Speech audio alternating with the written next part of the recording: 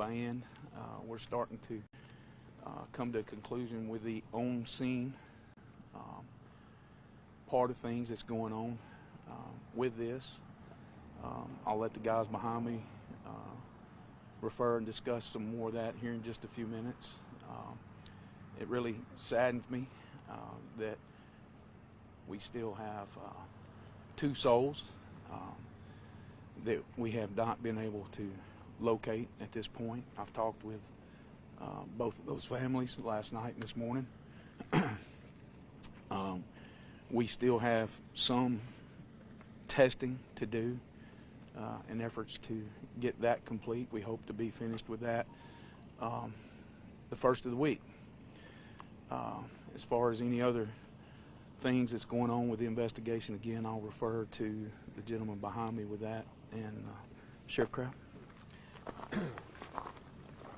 Like I said, we're going to let these gentlemen back here explain kind of where we're at and what's going on and everything. I just wanted to take a moment and just advise everybody, please continue to keep the families in your prayers.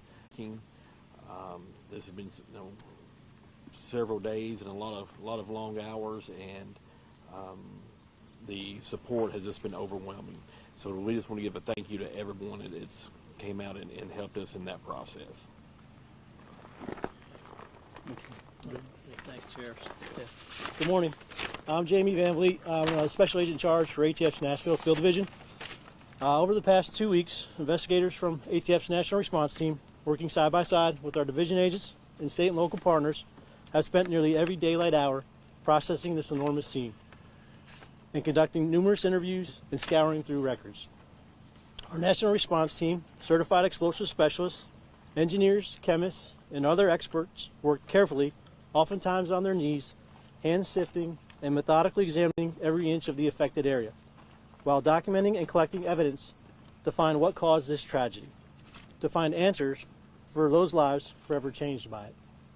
Today, that part of our work, processing the scene, is complete. Through this process, our investigators have identified an area of origin, which is the area where the explosion originated, on the lower floor production level. And they have developed multiple scientific hypotheses regarding what caused this tragedy. While our physical work here has ended, our investigation is far from over. The next phase of this investigation happens at ATF labs and in testing facilities, where the evidence collected from the scene will be analyzed, examined, and tested, where the scene analysis and evidence-based explanations of what could cause the explosion will be researched, tested, and retested through the scientific process. Those results don't come quickly. They come through time, care, and precision. And that's what this community deserves, answers that are proven, not guessed. Until that time, until information is confirmed, I will not speculate on the cause of the explosion or comment on a potential cause, except to say, at this point, there is no indication of a threat to public safety. I do want to take a moment to address the families who lost so much. We know nothing we do can take away the pain of the precious lives lost. No investigation, no report, no determination can erase that. It is our hope that finding answers will be a step toward helping this community begin to heal. That's what drives every one of us who stands with me here today. I also want to take this moment to thank our partners. I can't say enough about the leadership of Sheriff Davis, Sheriff Kraft, and Director Roush throughout this entire response. And to this community, thank you. Thank you for your patience, your kindness, and your strength. We've seen it on your faces, and the meal is dropped off to our entire team members and the quiet prayers you've offered. You've shown great grace through unimaginable heartbreak, and it has meant more to us than you know. As we move forward, we will continue to share information when we are certain of it. Until then, please know that our commitment to this community doesn't end today. I thank you for the support as we continue this investigation, and I'd like to introduce my colleague, Special Agent in Charge, Bryce McCracken. Thanks, Jim. Good morning. I'm Bryce McCracken, Special Agent in Charge for ATF's National Center for Explosives Training and Research, and I have the privilege of overseeing our National Response Team. I want to provide you guys with some technical information regarding what the team did here on site in McEwen. Over the 12 days on scene, the NRT and the entire investigative team accomplished a significant amount of work. As I discussed at our first press conference on Saturday, October 11th, the methodology for scene processing was a tiered approach that involved the identification and safe collection of explosive hazards, the identification and respectful recovery of victims, and finally the post-blast investigation to identify the origin and cause of the explosion. I'll speak on the post-blast investigation shortly. When tackling an enormous and complex scene like this one, the NRT separates into two investigative teams. One group solely focuses on examination and processing of the scene, and the second group, called the leads team, is responsible for everything else. That includes witness interviews, document collection and review, video collection and review, canvassing for witnesses, and following up on any other actionable leads that come throughout the course of the investigation. To give you a sense of the scope of our work and what was accomplished here on our 12 days on scene, the leads team generated 290 leads and completed 277 reports of investigation. Additionally, during the last days of the call-out, the leads desk received over 14,000 documents from Accurate Energetic Systems that were preliminarily reviewed. In addition, the team collected 12 explosive samples for additional testing and analysis at ATF's Forensic Science Laboratory. During the same time, the scene team documented all items of evidentiary value utilizing total station, GPS, 3D scanning, unmanned aerial systems, and 360-degree photography. During this process, approximately 500 acres of wooded property surrounding the blast site was searched by more than 80 members of ATF's National Response Team and special agents from our Louisville and Nashville field divisions. They were again searching for explosive hazards, victims, and explosive manufacturing equipment, which was kicked out during the initial explosion. During the investigation, it was determined that approximately 24,000 to 28,000 pounds of high explosives detonated during the explosion on October 10th. In addition, ATF explosive disposal operations were conducted throughout this investigation, with nearly 1,000 pounds of undetonated explosives that were recovered on site being safely disposed of here. The team began processing the explosive post-blast scene by working from the outer perimeter into the blast seat, which was located in Building 602. Building 602 was a 15,000 square foot building known as the mill cast and pour cast building.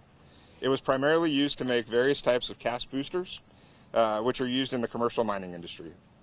The building contained a mezzanine level with 6 melting kettles, and the main floor contained at least 3 production kettles. Explosives were mixed on the mezzanine before being pumped into the heating kettles on that main floor. In addition to those heating kettles, there were finished explosives on the main floor by the loading dock, along with a cooling area where the cast boosters were cooled prior to being packaged. As I mentioned earlier, the scene was processed around Building 602 before the team began to process the remains of Building 602. The building was divided in half. The half of the building that showed the least amount of explosive cratering and explosive damage was where we started first, before working into the area with the most damage. The team made their way to the blast seat, which is the suspected area of origin. After a systematic and methodical investigation, the lead certified explosive specialist for the NRT, along with other ATF explosive subject matter experts, determined the area of origin to be on the first floor of the manufacturing area near those production kettles. The cause of the explosion, as Zach Van Vliet mentioned, remains under investigation and will require further analysis and research regarding the chemical composition of the precursor materials and mixtures that are involved in this manufacturing process, and their decomposition levels, heat regulation, and other possible causes of the explosion. I want to take a moment to say that I couldn't be more proud of the team's work and the progress that we've made so far. They spent every daylight hour here for the past 12 days, methodically, tirelessly, and always with professionalism and heart to find answers for the community. Now that the scene processing is complete, I ask for your patience as we conduct further analysis and research and laboratory testing. When the origin and cause report for this investigation is completed and our findings are confirmed and finalized, we will be happy to share with the victims' families and the community those results. I'll be available at the end of the press conference to answer any further questions, and we have a display that I'll show at that time. Thank you. Good morning. Let me also share in the prayers to this community, to the families impacted by this tragedy. The role that the TBI played in this was to assist with the investigative process, as well as in the identification of those lost. As you know, at this point, 14 of 16 of the victims have been identified, and that is through the process of the collection of all possible evidence and materials of those remains of those who perished.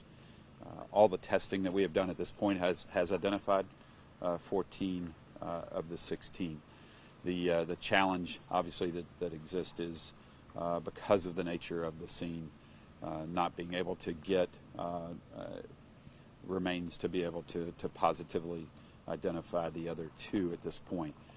However, I can tell you in terms of expectations, when we arrived on scene and had conversations with the medical examiner's office, the expectation was 40 to 50% identification, and we were able to do over 87% identification in this. While that is certainly exceeded the expectations, it certainly didn't meet what we were hoping. We were hoping to positively identify all 16 victims. The efforts continue as we have more to test, but at this point that's where we are with our piece in this. I do want to thank the agencies, all that were involved, law enforcement as well as many others that came out and responded to this scene and provided their assistance. Too numerous to mention, but I can tell you they all came together quickly, and one of the blessings we have in Tennessee is we have such a great group of professionals that when we come together, we all work diligently to assure that whatever it is we're dealing with, whatever the tragedy, that we're all working closely together to get the answers that community needs and that families need. And I can tell you that won't stop. We'll continue to support this investigative effort with the ATF. And we are so appreciative of the professionalism of all involved. And we certainly stand ready to support in this continued effort, and happy to answer any questions as well. Thank you. Director, on behalf of the families, Sheriff Kraft and I visited. They can't say thank you enough for the things y'all did to help get some kind of closure. When we said slow and methodical, you know, in some of the earlier conferences, what we've alluded to and what you've heard is some of the descriptions of why we were saying things. At one time, we discussed yesterday that there was more than 500 acres that was searched shoulder to shoulder. You even heard them say it, talking about on their knees and having to cut through things at one time. And that was some things that we didn't necessarily want to go into at the time. We found items of interest from this situation more than a half mile away. And as the guy said, you know, we may be finished here at the scene, and I can lay down my head at night and say that I think we've done the very best that can be done. And I have great confidence in that, and I have great confidence in how this thing will finish up, and the remainder of the stuff that'll be looked at and how it's being looked at. And Sheriff Kraft, you have anything you want to add? With that said, I know that we had the display the ATF guys wanted to show you, but we'll take any questions for a few moments at this time. Can you describe... Say your name and where you're from, please. Sorry, Kristen Hall with the Associated Press. Good morning, Kristen. Thank you. Can you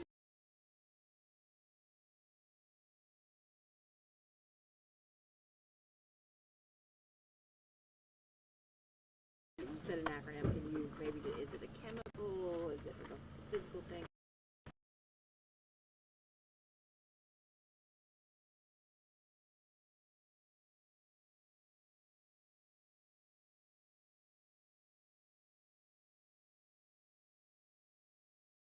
The explosive material.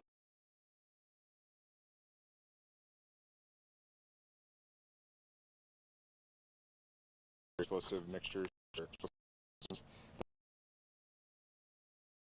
Other components together, and then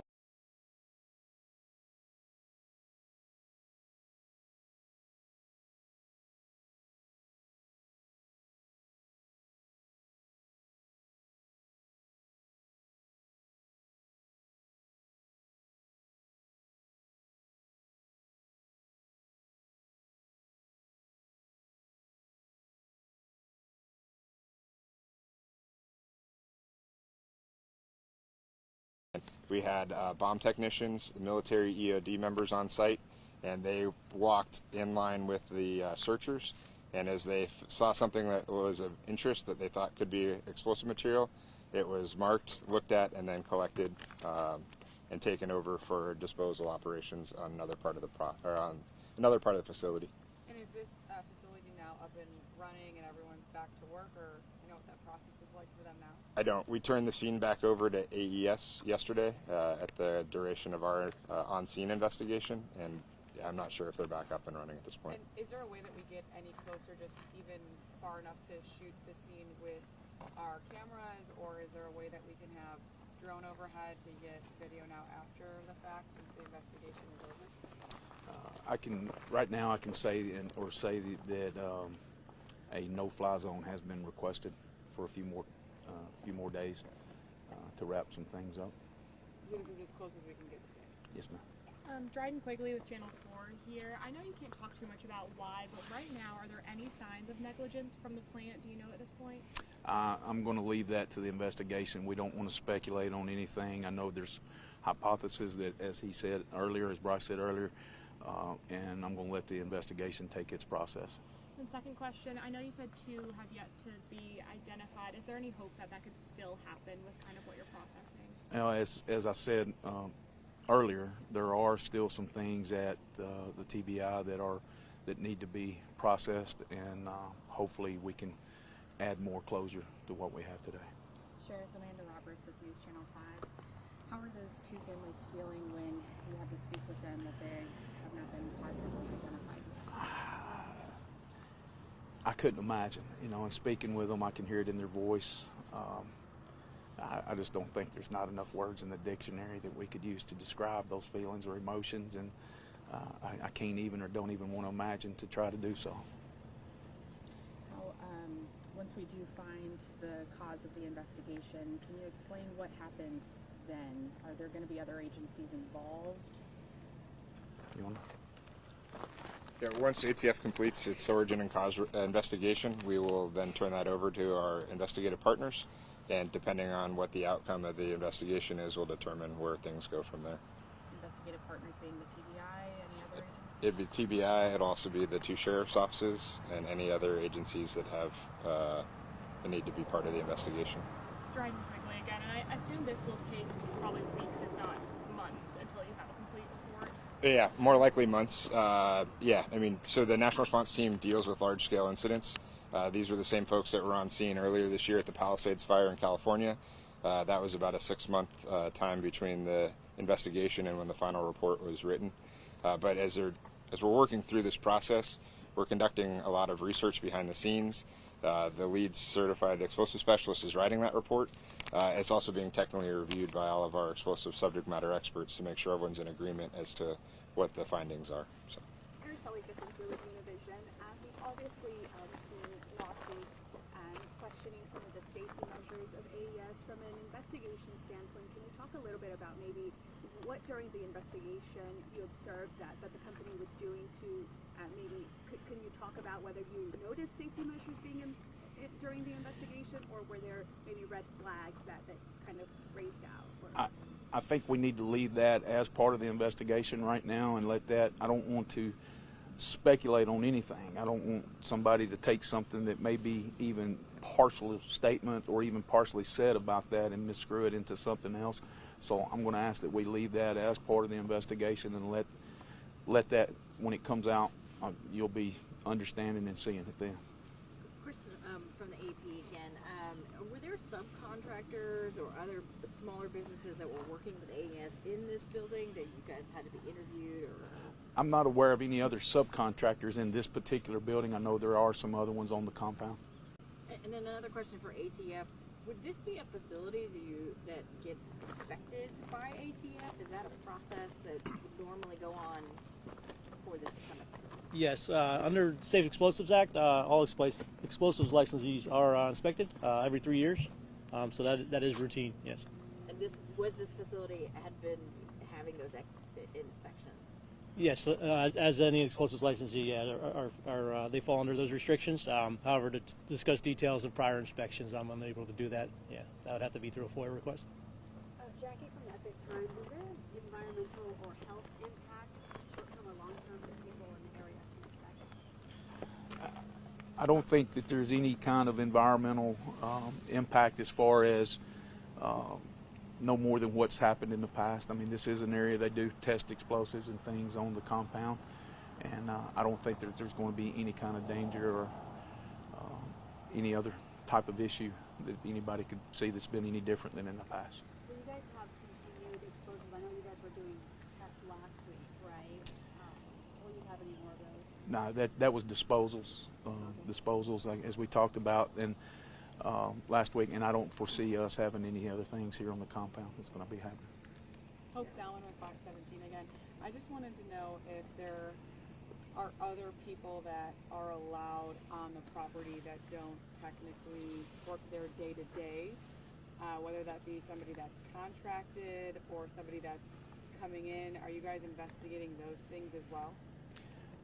I don't mean to escape that question, but that would be up to Accurate as to who comes and goes from the facility, and I'm sure that information that you requested is probably in the thousands of documents, or that you asked about is probably in the thousands of documents that they've received from Accurate, and I'm telling you, it's thousands of documents.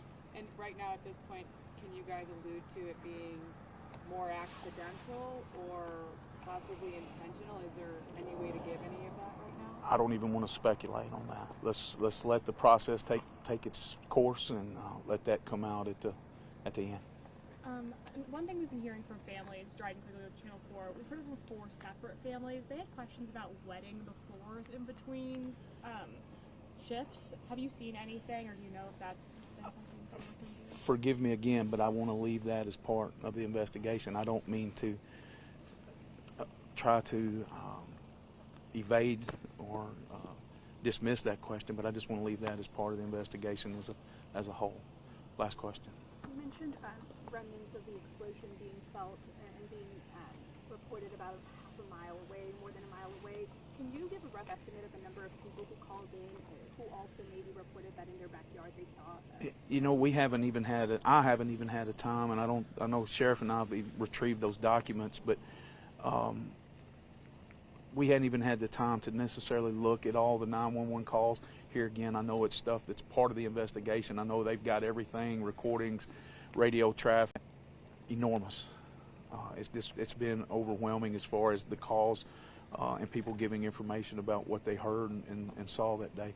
You had a question, and I hadn't talked to anybody. It might be for ATF. Sure. With the Tennessean, was this one singular explosion, or did it cause like a chain reaction of explosions with all the other materials within the building, or was it just contained to one singular blast? So it's the initial explosion occurs in those production kettles, and then we believe that in addition to that, there was a sympathetic detonation of other explosive material stored on that main floor. Or did you have something about you? I did. Okay. Guys, I appreciate y'all. Can you reveal the name of the 2 individuals who are still waiting for classified identification? I want to respect the families on that. I want to respect them because I know that they're getting overwhelmed. A lot of the families are getting overwhelmed by Facebook people, and more so of anything like that. So I really, really want to respect the families. I think we've done a great job of doing that up until now, and I want to be able to say that we finished that, or finished this with that same thing. So I appreciate all of you very much. As always, I'll give you my word. Anytime that we can get any kind of information out there, Ms. Gray will be in touch with you, and we'll continue to do that. So I really appreciate each and every one of you and your patience. I know some of this has been trying. It's been trying for y'all. I know it's been trying for y'all, but it's been way more trying and very difficult for us as well. So again, I appreciate what the director said about the continued prayers for the families, the thoughts, and you know, it's like I said the other night at one of the vigils. It's these burials and ceremonies come quick, and people show up with the food and come and go. But this is things that's going to be voids in people's lives for a lifetime, and we just need to continue to remember these families, not for just today or tomorrow, but from now on. So I appreciate each and every one of you. Thank you.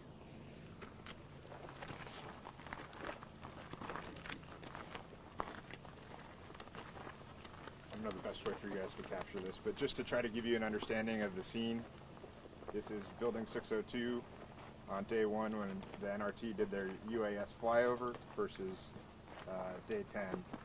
You can see as we've done that post-blast scene investigation, we went from all the debris on the floor to a clean slab of concrete.